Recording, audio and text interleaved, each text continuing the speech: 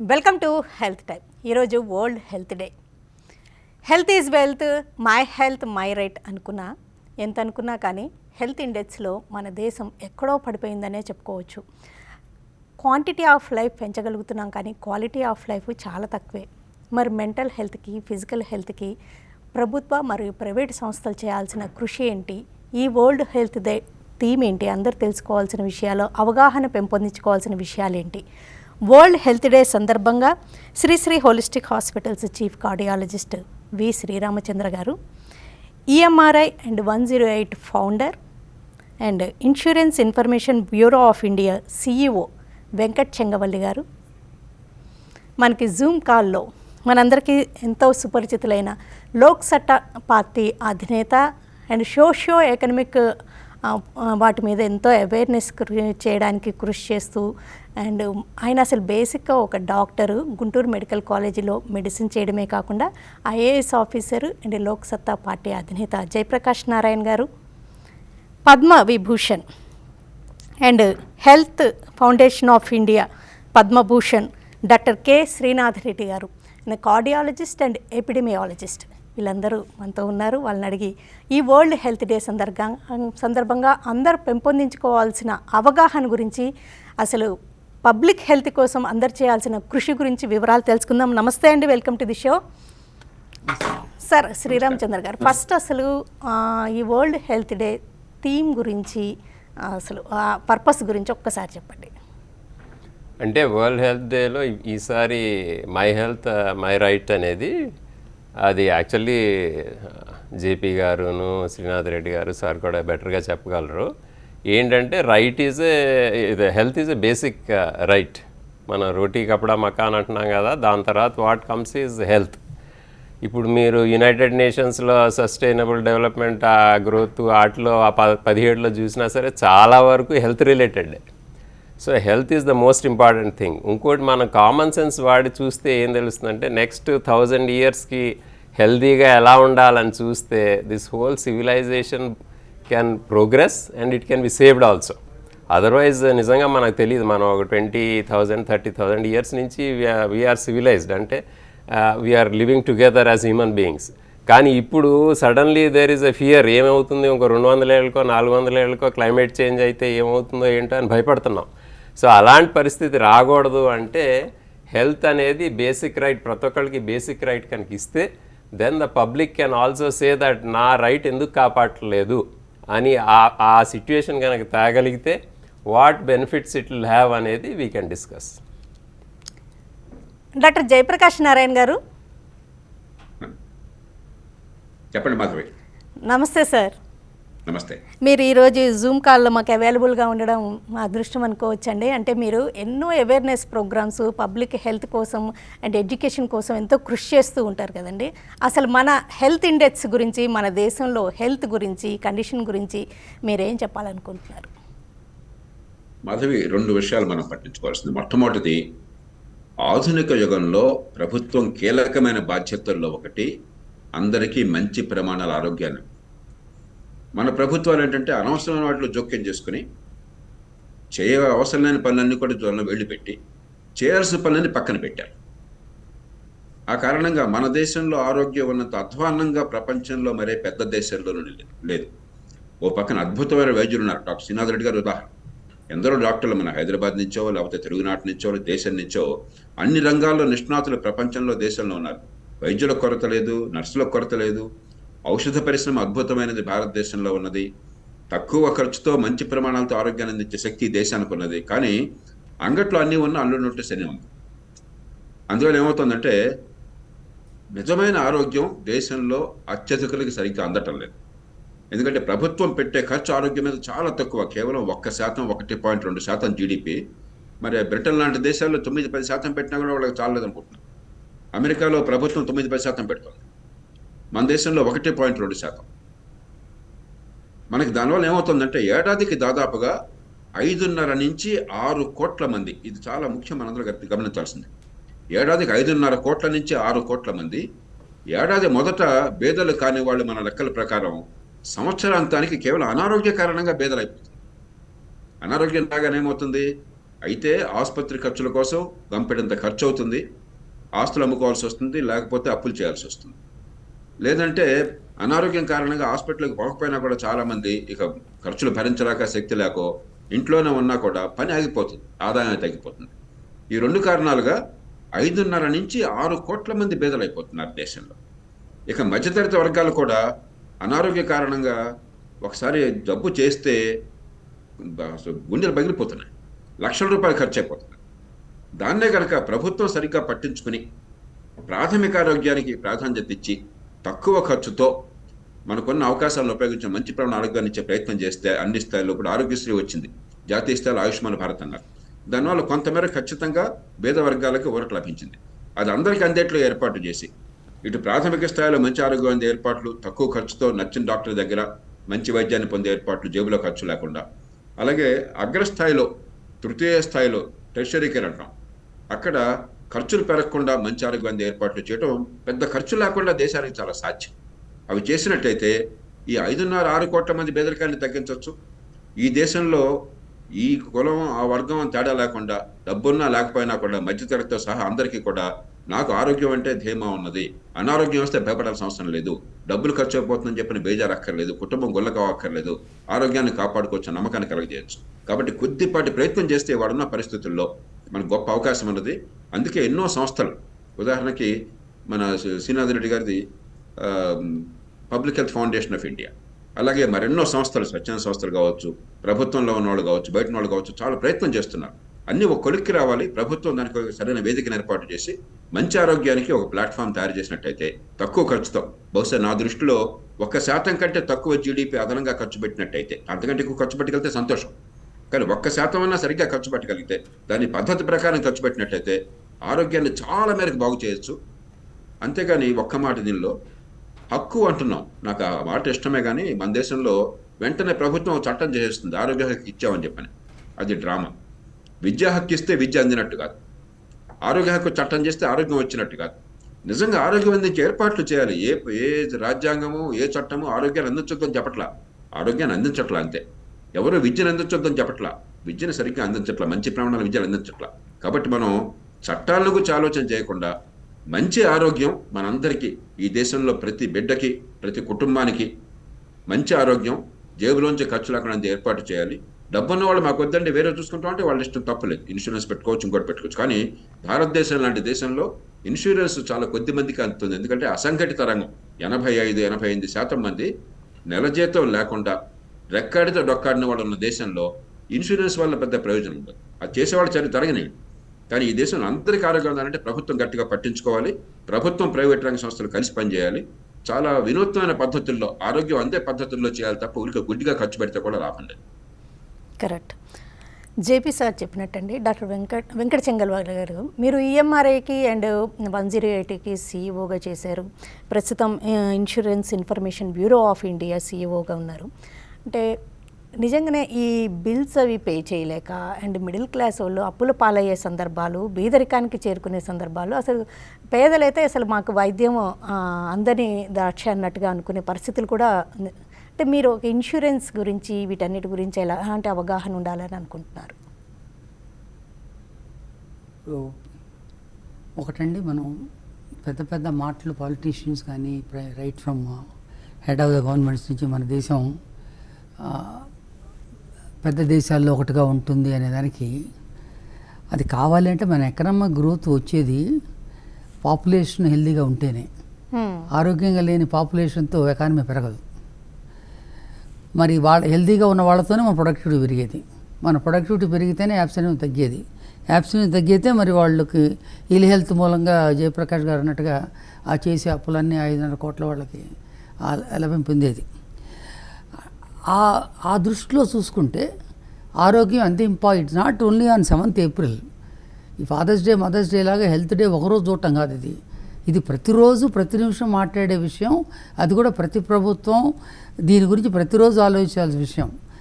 ఆ రకంగా చూస్తే అన్నట్టుగా 1.7 జీడిపితో ఎలా అవుతుంది మరి? ఇప్పుడు మీరు ఇన్సూరెన్స్ అది తర్వాత సంగతి. ముందు అసలు ఈ నాన్ కమ్యూనికబుల్ డిసీజెస్ 70% బర్డెను, మన డిసీజ్ బర్డెన్ అంతా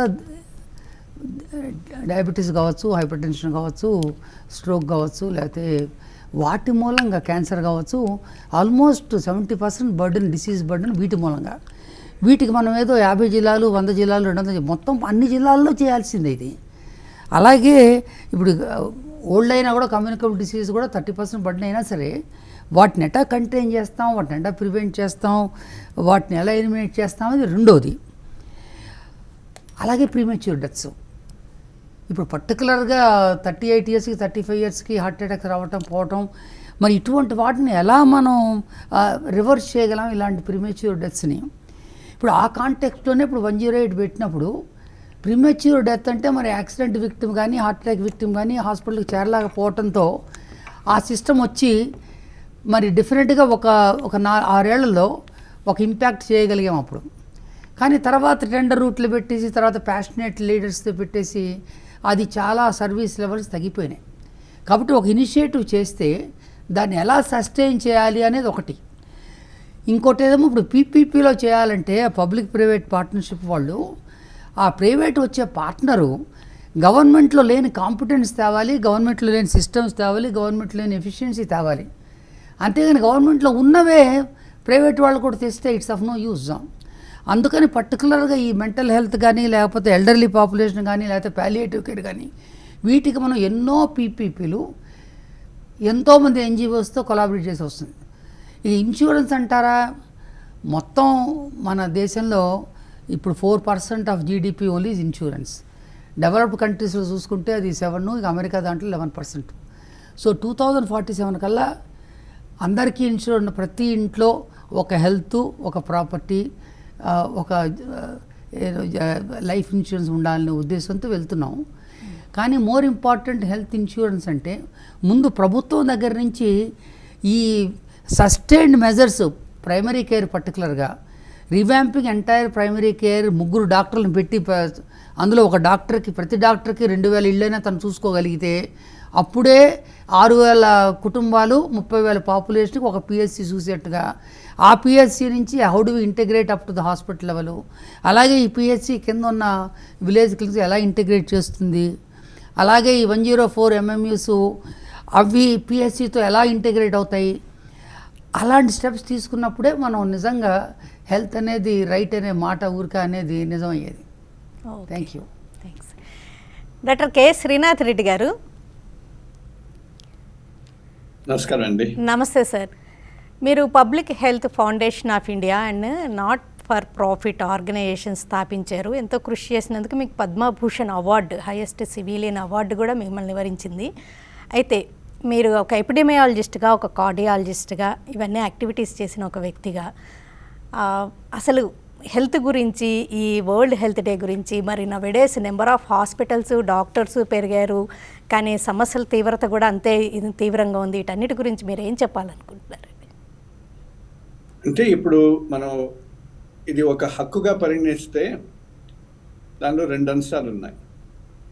ఒకటి, వైద్య సదుపాయాలు మనం అందరికీ సరిగ్గా అందించగలమా, అందిస్తున్నామా, ఆర్థికపరమైన ఇబ్బందులు లేకుండా సరైన వైద్యం సరైన సమయంలో మనం అందరికీ అందుబాటులో వచ్చేటట్టు కృషి చేస్తున్నామా, అటువంటి వ్యవస్థను మనం ఏర్పాటు చేసి దాన్ని పటిష్టంగా నడుపుతున్నామా, అదొక అంశం. రెండోది, ఇంకోటి మనం గుర్తుంచుకోవాల్సిన విషయం ఏంటంటే, మనం ఆరోగ్యం ఒక హక్కు అనుకుంటే అది ఆరోగ్యంలో ఉత్త రోగ నిదానమే కాదు, రోగ నివారణ కూడా ఉంటుంది. ప్రజల్లో ఆరోగ్యం పెంపొందించడానికి, పటిష్టంగా ఉంచడానికి, అసలు జబ్బులు రాకుండా చేయడానికి మనం ఆ చర్యలు కూడా తీసుకోవాలి. అందుకని ఉత్త వైద్య రంగంలోనే కాకుండా మిగిలిన రంగాల్లో కూడా మనం కృషి చేయాలి. ఒకవేళ స్వచ్ఛమైన నీరు లేకుండా, కలుషితమైన గాలి లేకుండా, సరైన ఇల్లు లేకుండా మనం ఒక సమాజంలో అంటే పౌష్టికాహారం లేకుండా మనం ప్రజల్లో ఆరోగ్యం పెంపొందించలేము. అప్పుడు ఆ హక్కు గురించి మాట్లాడే అర్హత మనకి లేదు. అందుకని ఆ విషయాల మీద కూడా మనం ధ్యానం తేవాలి. అందుకని ఒక విధంగా మనం ఒక పటిష్టమైన వైద్య వ్యవస్థను నిర్మించడం, ప్రాథమిక సేవల ద్వారా ఒక విధంగా ఈ ప్రివెంటివ్ సర్వీసెస్ని, హెల్త్ ప్రమోషన్ సర్వీసెస్ని కూడా అందించడం అవసరం. కానీ అవే కాకుండా మిగిలిన రంగాల్లో ఎటువంటి విధానాలను అవలంబిస్తున్నారో, ఎటువంటి కార్యక్రమాలు చేపడుతున్నారో వాటి ప్రభావం మన ప్రజల ఆరోగ్యం మీద ఎలా ఉంటుందో కూడా ఆలోచించాలి. ఇప్పుడు నేను చెప్పాను ఎన్వైరన్మెంట్ గురించి, ఇప్పుడు ముందు క్లైమేట్ చేంజ్ గురించి కూడా మాట్లాడాల్సి వస్తుంది మనం. కానీ ఇప్పుడు కలుషితమైన గాలి పీలుస్తుంటే ప్రజల ఆరోగ్యంగా ఎలా ఉంటారు? మనం సరైన ఆహారం పండించి దాన్ని సరిగ్గా ఒక విధంగా బ్యాలెన్స్ డైట్ అందరికీ అందించలేకపోతే వాళ్ళు ఎలా ఆరోగ్యంగా ఉంటారు? అల్ట్రా ప్రాసెస్డ్ ఫుడ్స్ విచ్చలవిడిగా మార్కెట్లో అమ్ముతూ ఉంటే, ఈ sugar sweet and beverages, cool drinks అన్నీ అమ్ముతూ ఉంటే, టొబాకో ప్రోడక్ట్స్ అవన్నీ పొగాకు పదార్థాలన్నీ అమ్ముతూ ఉంటే వాటి ప్రభావం కూడా ఎలా ఉంటుంది? వాటిని అరికట్టడానికి, ప్రజల్ని ఒక విధంగా వాటిని దూరంగా ఉంచడానికి, సంసిద్ధులుగా చేయడానికి మనం ఎటువంటి చర్యలు తీసుకుంటున్నాం? ప్రభుత్వ పరంగా కానీ మనం ఒక సమాజంలాగా, శిష్ట సమాజంలాగా ఎటువంటి చర్యలు తీసుకుంటున్నాం? వాటి వల్ల కూడా హక్కు అనేది ఏర్పడుతుందన్నమాట. అందుకని ఒక విధంగా మనం జబ్బు పడిన వాడికి సేవలు అందించడం చాలా అవసరం. ఇప్పుడు ముందుగా చెప్పినట్టు ప్రాథమిక సేవలు పటిష్టం చేయడం, మిగిలిన డిస్ట్రిక్ట్ హాస్పిటల్స్ని పటిష్టం చేయడం, ఎమర్జెన్సీ సర్వీసెస్ని పటిష్టం చేయడం, మళ్ళీ యూనివర్సల్ హెల్త్ కవరేజ్ ద్వారా ఆర్థికపరమైన ఇబ్బందులు లేకుండా చేయడం, ఇవన్నీ చాలా అవసరం. కానీ దాంతోపాటు మనం మిగిలినవి కూడా ఆలోచించాలి. ఇప్పుడు వరల్డ్ హెల్త్ ఆర్గనైజేషన్ కూడా ఈరోజు రైట్ టు హెల్త్ అన్నప్పుడు ఉత్త హెల్త్ సర్వీసెస్తో వదిలేయలేదు. ఎసెన్షియల్ హెల్త్ సర్వీసెస్ అన్నారు, క్వాలిటీ హెల్త్ సర్వీసెస్ అన్నారు. కానీ దాంతోపాటు ఎడ్యుకేషన్ అండ్ ఇన్ఫర్మేషన్ అని కూడా జోడించారు. ఎందుకంటే ప్రజల్లో ఎడ్యుకేషన్ ఉంటే, విద్యా స్థాయి పెరిగితే వాళ్ళకు కూడా ఆరోగ్యం ఎలా పెంపొందించుకోవాలో, పరిరక్షించుకోవాలో వాళ్ళకి అర్థం అవుతుంది. రెండోది ఇన్ఫర్మేషన్ అంటే మనం సరైన ఇన్ఫర్మేషన్ ఇవ్వకపోతే పేషెంట్కి కానీ ప్రజలకు కానీ వాళ్ళకి అర్థం కాదు. ఇప్పుడు ఒకళ్ళు ఆపరేషన్ చేయాలన్నా, ఒక టెస్ట్ చేయాలన్నా దాని గురించి ఇన్ఫర్మేషన్ కూడా ఇవ్వడం అవసరం. అది వాళ్ళ హక్కు, అది డాక్టర్ కర్తవ్యం. అందుకని మనం ఒక హక్కు గురించి ఆలోచించినప్పుడు ఆరోగ్యం గురించి వివిధ కోణాలలో మనం పరిశీలించాల్సి వస్తుంది. జేపీ గారు, మీరు గుంటూరు మెడికల్ కాలేజీలో మెడిసిన్ చేసి తర్వాత పబ్లిక్ సర్వీసెస్లోకి ఎంటర్ అయ్యి ఒక కలెక్టర్గా చేసి తర్వాత పొలిటీషియన్గా అంటే లోక్సత్తా పార్టీ పెట్టి ఆ పార్టీ అధినేతగా మీరు ఎన్నో రకాలుగా ఎన్ని రంగాల్లో ఉన్నారు. మీకు ఎప్పుడైనా అంటే ఈ వరల్డ్ హెల్త్ డే సందర్భంగా అసలు వైద్య రంగంలోనే కంటిన్యూ అవ్వాల్సింది, ఇంకొంచెం రిమార్కబుల్గా ఏమన్నా చేసి ఉండేవాడిని అని అనిపించిందా? మాధవి, శ్రీనాథ్ గారు చెప్పినట్టుగా వైద్యం అంటే కేవలం ఒక ఆపరేషన్ చేసే డాక్టర్, నాడు చూసే డాక్టర్ అవసరం, కానీ అది మాత్రమే కాదు. శ్రీనాథ్ గారు గొప్ప కార్డియాలజిస్ట్, కానీ ఇవాళ కార్డియాలజీ చేయట్లే ఆయన. ప్రజారోగ్యానికి వచ్చి రాత్రి వాళ్ళు కష్టపడుతున్నారు. అట్లాగే నేను కూడా ఖచ్చితంగా చెప్పగలను, వైద్యుడిగా ఆ కిక్ ఉంటుంది. ఒక డాక్టర్గా మీరు పేషెంట్గా రక్షించగలిగితే, ప్రాణం పోయే పేషెంట్ని ప్రాణాన్ని కాపాడగలిగితే, నొప్పి తగ్గించగలిగితే ఆ కిక్ వేరు.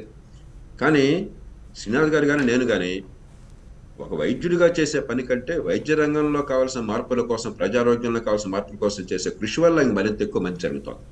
ఉదాహరణకు జాతీయ ఆరోగ్య మిషన్ ఏర్పాటులో కీలక పాత్ర వహించిన వాడే. అద్భుతం జరిగిందని అన్నగానే ఎంతో కొంత మేరకు ప్రజారోగ్యం బాగుపడే ఏర్పాటు జరిగింది. అంచేత వైద్యం అవసరం.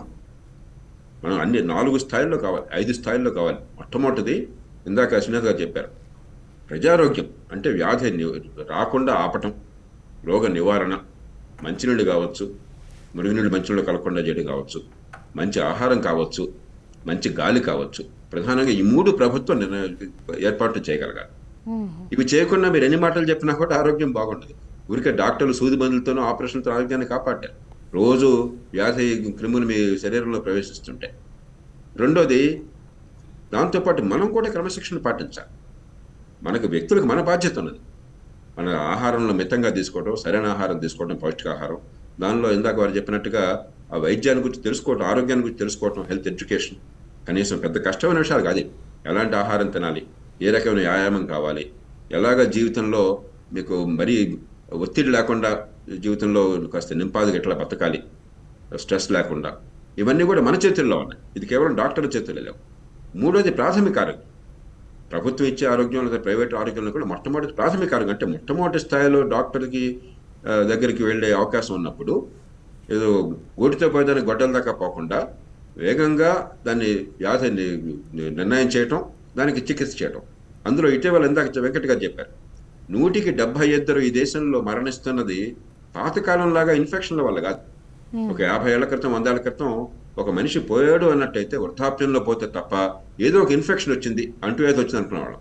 ఇవాళ అట్లా కాదు. 172 మంది ఈ దేశంలో మరణిస్తున్నది దీర్ఘకాల వ్యాధుల వల్ల. అవి త్వరగానే గుర్తించామనుకోండి, డయాబెటీస్ వచ్చేదాకా కాకుండా ముందు అసలు రాకుండా కాపాడుకోవాలి. మంచి ఆరోగ్యం, మంచి వ్యాయామం, మంచి ఆహారం వగైరా పద్ధతుల్లో అయినా కొంతమంది రావచ్చు, జన్యువుల కారణంగా, ఇతర కారణాలుగా రావచ్చు. అది ముందుగానే గుర్తించి సకాలంలో సరైన రీతిలో దీర్ఘకాలంలో కనుక జాగ్రత్తలు పాటించడము, చికిత్స తీసుకోవడం చేస్తే అప్పుడు మరి తీవ్రమైన ప్రమాదాలు రావు. వీటి కారణంగా ప్రాథమిక ఆరోగ్యం చాలా ముఖ్యం. అందుబాటులో ఉన్న డాక్టరు, నచ్చిన డాక్టర్ ఎంచుకునే అవకాశము, మరి అక్కడక్కడికే వైద్య పరీక్షలు పెద్ద ఖరీదు లేకుండా, మన మీద భారం పడకుండా అక్కడే చికిత్స ఏర్పాట్లు కావాలి. ఆ తర్వాత కొన్ని కేసులు ఆసుపత్రి చికిత్స అవసరం అవుతుంది. ఎంత అద్భుతమైన ఆరోగ్య రంగం అన్నా కూడా కొన్ని సందర్భాల్లో తీవ్రమైన వ్యాధులు రావచ్చు, ఆసుపత్రిలో పడకేయాల్సిన అవసరం రావచ్చు, ఆపరేషన్ చేయాల్సిన అవసరం రావచ్చు. దానికి ప్రస్తుతం ఒక నమూనా ఉన్నది, ఆరోగ్యశ్రీ కానీ లేకపోతే జాతీయ స్థాయిలో మనకి ఆరోగ్య మిషన్ కానీ. ఇంకా చాలా దాన్ని మరింత విస్తృతి పెంచాలి, దేశంలో అందరికీ అంత ఏర్పాటు చేయాలి. ఇక ఇవన్నీ జరిగాక కూడా ప్రమాదాలు, 2 లక్షల మంది ఈ దేశంలో ప్రాణాలు కోల్పోతున్నారు. 2 లక్షల మంది ప్రాణాలు పోతున్నాయంటే బహుశా ఒక 7-8 లక్షల మంది, 10 లక్షల మంది క్షతగాత్రులు అవుతున్నారు, కాళ్ళు చేతులు పోతున్నాయి. కేవలం జాగ్రత్త లేకపోవడం చేత. ఆ ప్రమాదాలనే ఆపాలి. అయినా తప్పనిసరి కొన్ని సందర్భాల్లో అనివార్యం అయినట్టయితే ఎమర్జెన్సీ సర్వీసెస్ అక్కడే, మరి ఈఎంఆర్ఐ కానీ మిగతా సర్వీసులు కానీ, ఈఎంఆర్ఐ ఉన్నా కూడా మంచి అంబులెన్స్ సర్వీస్ అద్భుతమైన ఏర్పాటు చేశాం. నిజంగా వారిని అభినందించాలి. ఈఎంఆర్ఐ ఏర్పాటు చేసినటువంటి రామలింగరాజు గారిని, మిగతా వారిని అభినందించాలి. కానీ ఆసుపత్రిలో మీకు వెంటనే ప్రాణాలను కాపాడే ఏర్పాటు లేకపోయినట్టయితే మీ మీద భారం లేకుండా ఆ ప్రాణాలను కోల్పోయిన వాళ్ళు అవుతాం. కాబట్టి 5 స్థాయిల్లో జరగాలి. కరెక్ట్. అంచేత ఆరోగ్యం అంటే కేవలం డాక్టర్లు అవసరం, మన అదృష్టం కొద్ది వైద్యమే కాదు, ఇవన్నీ మల్టీఫోల్డెడ్ గా ఉన్నాయి అంటున్నారు. అది ఈ మొత్తం సమగ్రంగా చూస్తేనే మంచి ఆరోగ్యాన్ని కాపాడుకోవాలి. ఓకేనండి. జయప్రకాష్ గారు, శ్రీనాథ్ రెడ్డి గారు, వెంకట్ చెంగవల్లి గారు, డాక్టర్ రామచంద్ర గారు, ఈ వరల్డ్ హెల్త్ డే సందర్భంగా అంటే మీ అనుభవాలకి, మీరు చేస్తున్న రీసెర్చ్కి, మీరు చేస్తున్న కృషికి అసలు ఎంతో డిస్కస్ చేయాల్సి ఉంది. ఎన్నో విషయాలు షేర్ చేసుకోవాల్సిన సందర్భం ఉంది. కానీ సమయాభావం వల్ల క్లోజ్ చేయాల్సి వస్తుంది. కాకపోతే ఇక్కడ ప్రభుత్వం కృషే కాదు, ఒక వ్యక్తిగా కూడా ప్రతి వాళ్ళు ఎవరు హెల్త్ కోసం వాళ్ళు కృషి చేయడం కూడా ఇంపార్టెంట్ అంటూ మీ వివరాలు అందించినందుకు థ్యాంక్స్ ఎలాట్ అండి. ఇది వాళ్ళ health time. Keep watching TV5.